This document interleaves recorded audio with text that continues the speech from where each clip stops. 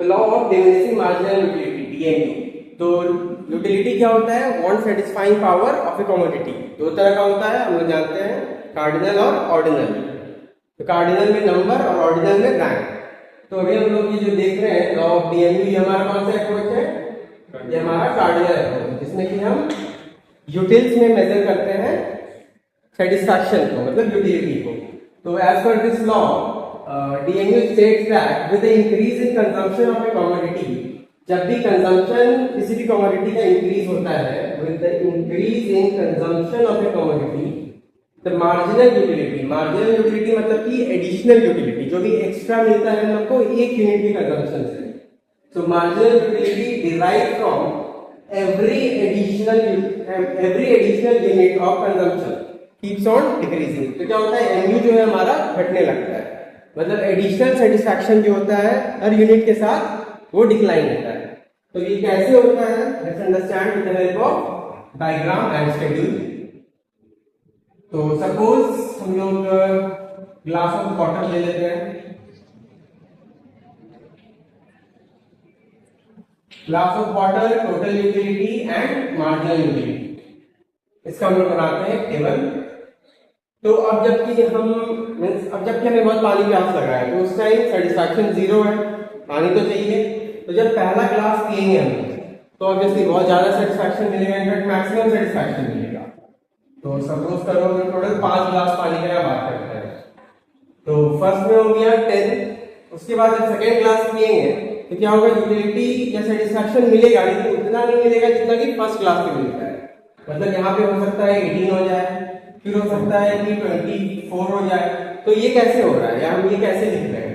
तो इसको ऐसे देख लो कि 10 से 18 कितने का डिफरेंस है? 8। मतलब हमें जो है यहाँ पे 8 एडिशनल यूटिलिटी मिला जब हम फर्स्ट के बाद second glass of water consume किए। फिर 8 से जब हम अगला ग्लास पिएंगे तो क्या होगा? और ये यूटिलिटी घटता चला जाएगा। मान लो यहाँ पे 4 हो गया, अगर यहाँ पे 4 होता है तो यहाँ पे कितना हो जाएगा? कितना होगा? 22। यहाँ पे 22 हो जाएगा। और अब 3 ग्लास पीने के बाद एट दिस पॉइंट अगर हम पीते हैं तो हमको अच्छा नहीं लगेगा, मतलब पेट अब भर चुका है पूरा, अब एक्सेस होने वाला है। तो यहाँ पे हमारा टोटल यूटिलिटी कांस्टेंट रह जाएगा। और फिर भी अगर कोई जबरदस्ती पानी मिला दे तो ये क्या हो जाएगा? माइनस में चला जाएगा, मतलब ये घट के फिर से 18 पे आ जाएगा या इससे भी डाउन हो सकता है। मतलब ये हम लोग को शायद वॉमिटिंग हो जाएगा।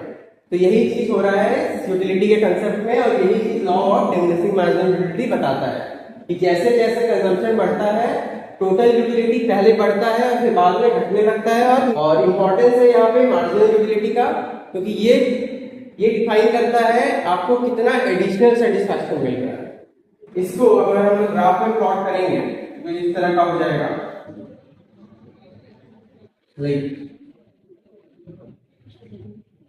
क्वांटिटी किधर लेंगे? क्वांटिटी कहां पे लेंगे? बोलो ना जोर से। सो 1 2 3 4 5 6, ये क्या है? ग्लास ऑफ वाटर, या जिसको हम बोल सकते हैं यूनिट, जो भी चीज का हो। उसके बाद यहां पे क्या लेंगे? क्या? यूटिल्स। तो 4 के डिफरेंस पे ले लेते हैं, 4 8 12 16 20 24, और ये हो गया हमारा 0। तो ये जो यूटिल्स है, यूटिल्स क्या है? ये हमारा यूनिट है जिसे क्या मेजर करेंगे टोटल यूटिलिटी को भी मार्जिनल यूटिलिटी को भी। तो यहाँ पे यूटिल्स लिख रहे हैं, मतलब कि यहाँ पे हम लोग TU MU दोनों को प्लॉट कर सकते हैं। प्लॉट करके देखते हैं क्या होता है।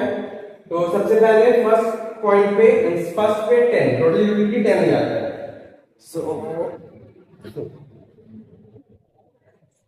ब्लू आ गया।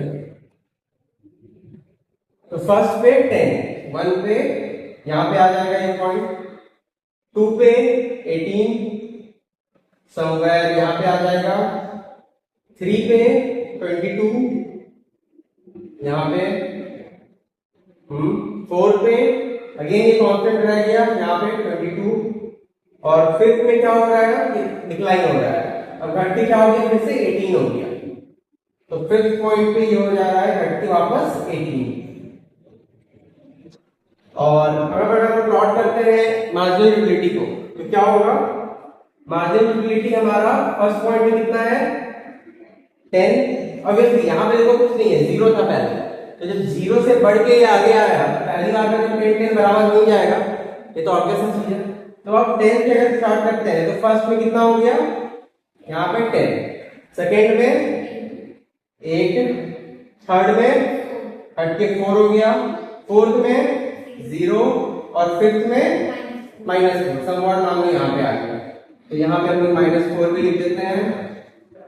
और अब अगर इसको प्लॉट करते हैं तो लेट्स डू इट। तो सपोज करो इस तरह का एक कर्व बनेगा जिसको हम लोग बोलेंगे TU, बट ये कर्व जो है 0 तक आएगा, मतलब कि ओरिजिन तक आएगा, क्योंकि जब 0 रहता है तो सेटिस्फैक्शन भी 0 रहता है।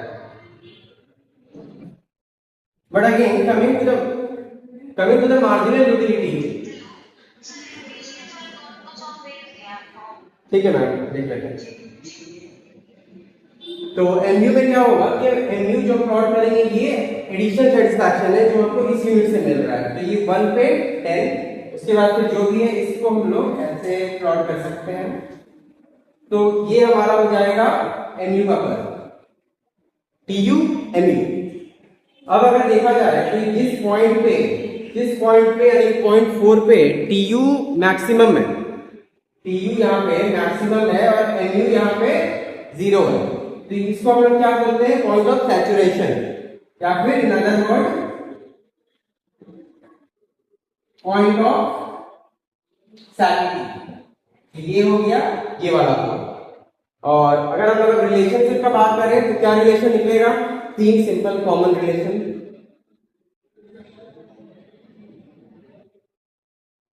फॉर एग्जाम्पल सपोज करो यहाँ पे रिलेशन का बात करते हैं, तो यहाँ लिख लेते हैं। तो सबसे पहले क्या हो रहा है, TU बढ़ रहा है, फिर क्या हो रहा है TU मैक्सिमम है, और उसके बाद फिर क्या हो रहा है TU डिक्लाइन हो रहा है। तो इस तीनों केसेस में MU के साथ क्या होगा, TU जब मैक्सिमम रहेगा तो MU सर अपना 0 रहेगा, ठीक है। तो इन दैट केस MU जो है 0 हो जाएगा, और TU जब बढ़ेगा उस समय MU डिक्लाइन तो होगा लेकिन पॉजिटिव रहेगा, और जब TU डिक्रीज होता है उस टाइम MU नेगेटिव हो जाएगा। तो बस यही तो सिंपल सा कंसेप्ट है।